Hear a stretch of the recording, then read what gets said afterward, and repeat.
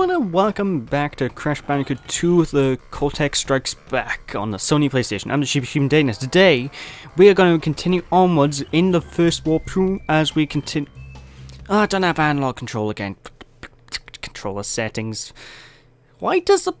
Can anybody tell me why is it that the PS3 is hell-bent to make me play this digital? Alright, analog mode. That's much better. There we go. I have analog stick control. Yay!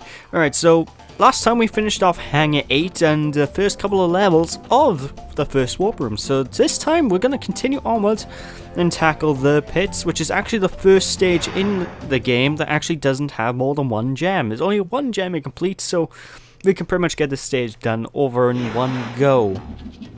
So yeah, this is pretty much like the very first level, as you can guess. It's very, very easy, but as you can probably imagine from the name, there's a lot of pits and a lot of drop-off points where you can quite easily just go bloody hell. You can probably just slip and fall in. So watch your step, but for the most part, that's pretty much the only real obstacle. The stage itself is it's actually very straightforward. You just run forward. It's a Crash Bandicoot game. Everyone, you run straight forward. They're not exactly complex. But I digress. Anyway, one thing about these little bouncy boxes that I probably haven't mentioned, the ones that you can get 10 Wumpa Fruit out of, it takes 10 bounces on them to actually get all the Wumpa Fruit and break the box. Now, once you actually destroyed, if you go a short amount of time without actually breaking boxes in a whole 10 load, in a loop of 10, you will have to, basically the next jump on it will, I don't know how to explain it properly. It works kind of like the coins in Mario Brothers 1, the coin boxes. If you fail to get all of them in one go, you'll just get one on the next time you attempt to get them. Yeah, I think that's the best way to explain it. Anyway, as you can probably guess, the stage has branching pathways, and I think I made it all the way, yeah, I made it to the end of this path. Now, what does branching pathways mean? Well, it's quite simple. It basically means we need to go to both pathways to get what we need. Now, Crash Bandicoot 2 is the worst offender of doing this. You could get branching pathways were in the first game, and they're in number 3 as well, but they're really the most prominent and they're the most annoying in this game in particular, because you need to go to both pathways, which means you need to backtrack, and because the camera doesn't turn around with you, then you need to just simply go slow, which is why I'm kind of doing my little walking thing by here. So yeah, just go slowly, don't rush. If you rush, chances are you're gonna die, so let's just move over here. This is the second path. Now, there are reasons why you need to go to both paths, mainly because there's crates in both pathways. Yay! But not only are they just crates in both pathways, there's also, in this path, there's also a little box you need to check. So technically you need to backtrack twice in this stage, technically, because there's an exclamation mark box. You might as well create lines in the other pathway. Basically, we blow this up, boom, and the other pathway will, the crates will appear. Don't worry too much though, because when we go this way, we get ourselves a fantastic crystal. And it's a quite easy, it's not that far a trek to actually get the brand new boxes, so just simply go around, got it, like so, and be all, oh god. I completely forgot about that pit. I gotta be more careful. And fortunately, they give you extra lives as well, so they are considerate in the fact that you probably kill yourself trying to get those. No, it's not you probably will, you will kill yourself, chances are, in your first playthrough. Because if anyone plays like me,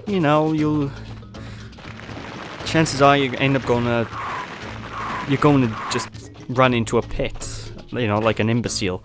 But speaking of going into a pit, here's the bonus rooms. Let's just continue onwards by here. Oh good, I can reach her. So yeah, it's just continuing onwards by here. Like I said before, TNT box is bad. Do not spin them. Spinning TNT boxes are not fun. Anyway, to get past here, you need to actually slide under here. You can crawl, but obviously boxes are in the way, so you need to make sure you slide, because otherwise you can't get under, can you? Slide destroys boxes. But for the most part, this is a fairly simple bonus room. They're all really quite simple, to be honest, and you can have multiple goes if you really do need to. But using what I said before about the destroying the box trick, see? Normally you have to bounce on them 10 times, but because of I failed to hit it 10 times in my first go, you only hit it twice and it'll break. So just be aware of that, because this is probably where you're gonna need to know how to do that. So I think that's everything in this bonus room. So let's just get going out of here. Fantastic. Not bad actually. A pretty good haul. A good few lives. Good number of crates. And of course, Wumpa Fruit is always well liked. Let's see if I can actually skip this No. Well, fine. Come on, you little fool. Taking advantage of that there hold down the X button thing. Basically, like I said before, if you hold down the X button, boom, you can jump higher. Hey, I skipped the entire thing that time. Oh, I am a genius. Anyway, there's the gem. There's this level. Finally complete. That wasn't too bad, actually. It's quite an easy, ongoing stage. Can't complain too much about it. I mean, it wasn't really that much of a pit, if you get what I mean. I mean, it's pretty fun. But the next level will, a lot of people will not like the next level coming up. So, there we go. Crash Dash. Why won't people like this level? Well, let's go in and find out, because oh, this is gonna be fun. He lied. He really did lie. And why did he lie? Well, basically, you're running towards the camera the entire time in this level because you're getting chased by a giant boulder. Well, tell a lie, multiple giant boulders. So, just be sure to keep running. Now, for the most part, the boulder will destroy any crates you come across. So, if you miss a crate, chances are you don't have to worry too much about it. And why did I have to crash? Why did you have to do that dramatic dive? Well, no matter. And you do get little break sections like this where you can just sort of rest your fingers, be like, oh my god, phew, that was a close one. Oh, I die. Oh, I die. What? But you need to be careful as well, because even though the boulders will break any boxes you do come across, some boxes may or may not actually break, so you do need to be careful and just try to get as far away from the boulder as you can. Slide jumping is usually a very good tactic. It's difficult to do properly though, which is why you're not seeing me do it unless I really need to by here. Why did you dive? There's a weird thing about these levels. If you're too close to this door when the boulders actually comes flying into the door, you'll do this weird dive animation. I mean, it's dramatic, I guess, but you know, that's about it. Now be careful of those mines. If you hit the mines, as you can probably tell, you will go flying, which means you can quite easily send yourself into a pit, which is not fun. And again, also watch out for the nitro crates. Nitro crates will hurt you. I don't know why, but when you're running forwards in these levels, though, it is a bit easier when you're backtracking. So I don't know why. I think it's mainly because the camera's a little bit zoomed out, so it's a bit easier to see what's coming. Anyway, just be sure to hit that crate, and bonus room time. I believe, yeah, this is another bonus room, kind of like the original Crash game. So, as you can expect, same sort of deal. Okay, so note to self, bounce over that before breaking it. That's a good plan. So, yeah, simple mistakes, but fortunately you can replay these bonus rooms as much as you want. So, yeah. Okay. This is gonna be one of them, isn't it? Well, fortunately, it's not. The stage isn't too long, to be honest, so I can show off a few deaths here. Granted, if I do die too much, I will cut it out, because obviously you guys don't want to see me failing over and over, do you? And then again, you might want to. My god.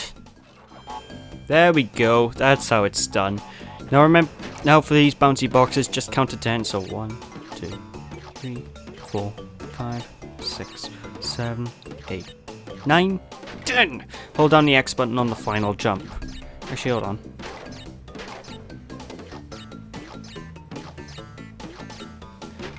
Uh-oh. That was a bad idea. That was a bad idea. Okay.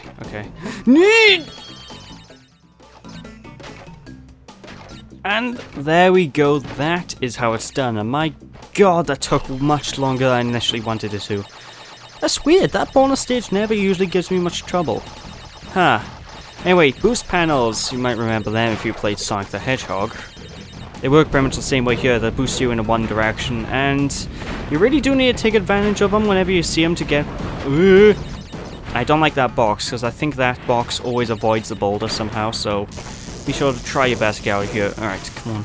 And there's a couple of boxes that are quite dodgy to pick up in a second. There they are. Oh, it dodged it! Okay, so all these boxes by here dodge the boulder, but I swear to God, the boulder destroys everything else in the level. And that's actually the end of the stage, so I might just cut ahead. Yeah, I'll cut ahead. Yeah. But yeah, like I said, just try and get as far from the boulder as you can to get these boxes. No, I missed it! Using the slide is a very good tactic. That is something I should tell you. Right. And I've made it. There we go. That is how it's done. It took a good few tries, but I still got 30 lives somehow. There's the gem. Thank God. And this isn't the only one of these levels in this game, and the next one coming up is actually a lot more harder than this one. A lot more harder. I'm good at English, don't you know? Anyway, we're done. Thank God.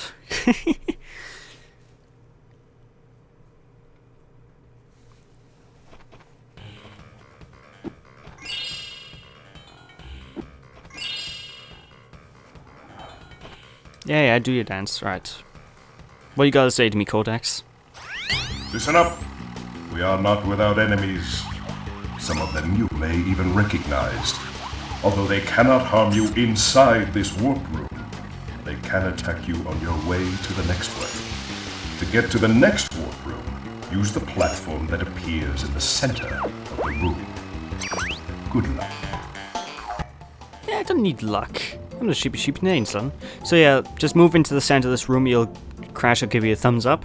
Then push the D-pad up and down to change rooms. Obviously, we're at the bottom floor, so if we push down, nothing will happen. So just push up. Now, this boss fight coming up, you might remember him from the first game. It's actually the second boss of the original Crash Bandicoot game, Ripperoo, who has become somewhat of a diplomat, if you will. He'd been reading a lot of books. In fact, one of those books actually said Crash, so he's a major in Crash, don't you know? Anyway, easy boss fight. He's going to start by pogo sticking the ground and making little TNT blocks. Don't touch any of them, they will hurt you. Now, he'll start off with TNT blocks and then he'll move over to nitro crates. When he does nitro crates, he'll stun himself, allowing you to actually hit him. So he is a very easy boss fight to take care of. So once you do that, he gets stunned, spin attack him, Bob's your uncle. Also, I like how all these equations on the floor, like force equals mass, and you know, etc., etc. I don't know. I just find that quite nice. I don't know. He's still as crazy as ever, so just the fact he's now crazy and educated is quite worrying.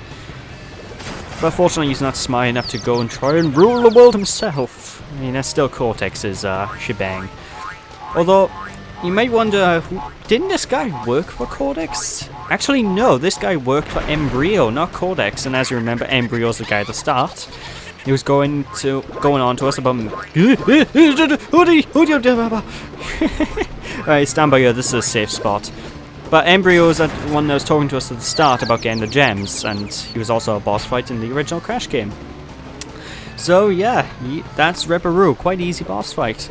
Now later on, we're going to be fighting a mix of Cortex's minions and Embryo's minions, and I probably won't be able to point them all out, but I do find it weird that later on Cortex's minion tries to stop us as well, despite the fact we're technically trying to help Cortex.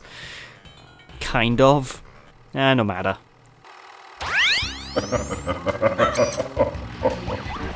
I see that Ripperoo failed to prove much of a challenge yet again. But back to business. There are crystals to be gathered, 20 to be exact. The planets will align shortly, all 13 of them, and this will create a power great enough to rip the Earth apart. Properly utilized, however, the crystals can absorb and contain the energy. Crash, is that you? I've been looking everywhere. I don't have much time to tell you this. You have to be careful. Trusting Cortex seems a little unwise. Crash, I can't keep the data path open with Crash, you need... I need what? I need what? Damn it! Anyway, this is the second warp room. Obviously, it's ice themed, so there's a lot of ice levels and general wetness in this warp room. For example, the eel deal. Oh god, that's horrible. And yeah, actually, yeah, it's so horrible that I can't bear it. Yeah. Anyway, this is it. So when we return next time, we'll take care of the second warp room of the game. So thank you guys for watching. Hope you enjoyed. If you enjoyed, appreciate a like or comment to the video. I'll catch you all then. Bye!